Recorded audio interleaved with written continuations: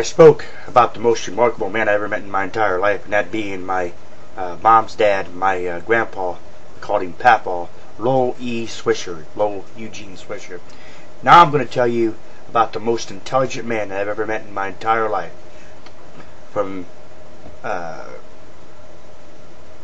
Still to this date, this man is the most intelligent man. Never met anybody as intelligent as him.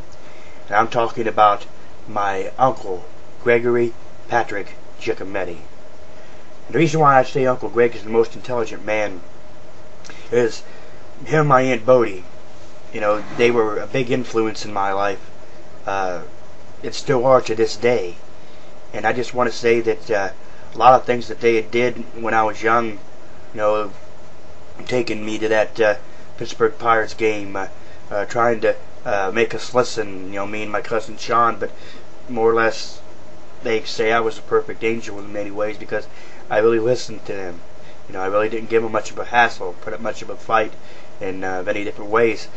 Not really going off of that topic of Uncle Greg being the most intelligent man, but I'll take you to an incident where they had bought us shoes one year, and I was easy because I picked out a pair of shoes. The first pair of shoes I picked out I liked.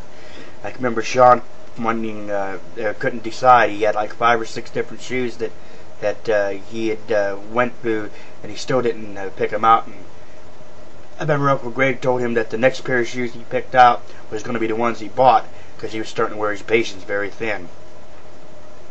But anyway, Aunt Bodie and Uncle Greg, like I said, they were a big influence on my life. My mom and dad divorced back when I was probably 7 1/2, 8 or 8 1/2, something like that.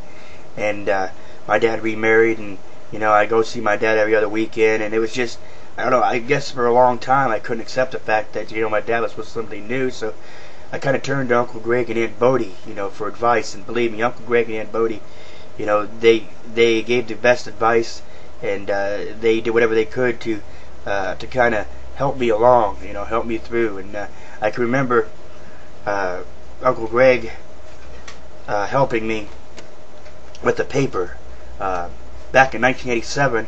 Well, from 86 to 89, I went to Longfellow Junior High School. And back then, folks, junior high school was 7th, 8th, and 9th grade. 1 through 6 was in elementary, and 7, 8, and 9 was in junior high school, as they called it. And I went to a place in Massillon, Ohio, called Longfellow Junior High, named after the famous poet Longfellow. You know, and you know, so we call ourselves the Longfellow Poets. You know, after the poet Longfellow.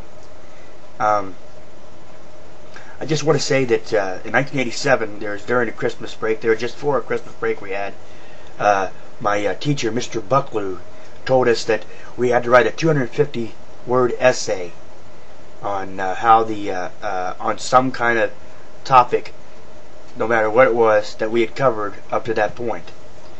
I can remember getting an A the first semester, a B the second semester, a the third semester, and a B again on the fourth semester.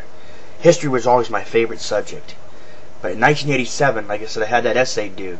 And I can remember Uncle Greg and Aunt Bodie coming over for, you know, Christmas there at, they were over there on 8th Street. And at, of course, it was my Aunt Patty's at the time. And they would come over there, like I said, Christmas Eve and whatnot. I mentioned that previously. If you don't know what I'm talking about, you have to go back to the other memory lane that's before this one and understand. But anyway, I can remember 1987, Uncle Greg and Aunt Bodie coming over, and I was torn between the Declaration of Independence and Thomas Paine's Common Sense to do my essay on. Well, I thought the Declaration of Independence was something well known, something that everybody knew about. At some point, you know, they could actually rattle off this, that, the other about the Declaration. But I thought, well, you know what? I want to do it on Thomas Paine's Common Sense. You know, the pamphlet, Thomas Paine's Common Sense. And I asked Uncle Greg about that. He thought it was a great idea. He went, and I had my history book there with him, and were there with me, and I went ahead and showed it to him. He kind of gave a little briefing and kind of told me a little bit about his thoughts on it. And I can remember doing that essay, and I can remember Mr. Bucklew telling me that that essay was very interesting, and he thought the essay was well worded and whatnot. And I can remember telling Uncle Greg and Aunt Bodie there that I had gotten an A+ on that particular essay, and Uncle Greg was tickled. He was happy to know that I actually did that. And like I said, their knowledge and their wisdom, Uncle Greg's knowledge and wisdom, and Aunt Bodie's as well, has made me the man I am today. They have helped me through a lot of tough times, and they were there for me and Sean. And I don't know about Sean, but I can't say enough how much I appreciate all they've done for us. And to this day, they still are there for us in many different ways, and I want to thank them for that. But Uncle Greg is the most intelligent man I've ever met. And as the years go by, I don't think I'll ever meet another man who's intelligent as Uncle Greg. He's been there and done that. He told me as far as traveling, and when it comes to sports, no matter what the sport is, football, baseball, basketball, golf.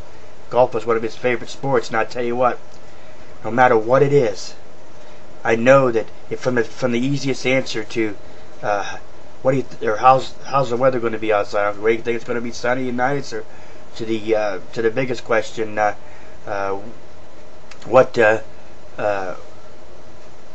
long do you think it's going to be before this war is over, so to speak? Just an example. Uncle Greg knows that he has an answer. He has an answer for everything, and he is the most intelligent man I've ever met in my entire life. And I don't think I'll ever meet another man as intelligent as him. I love you, Uncle Greg. And Aunt Bodie, I love you as well. Thank you so much for going down memory lane with me. I'll catch you next time.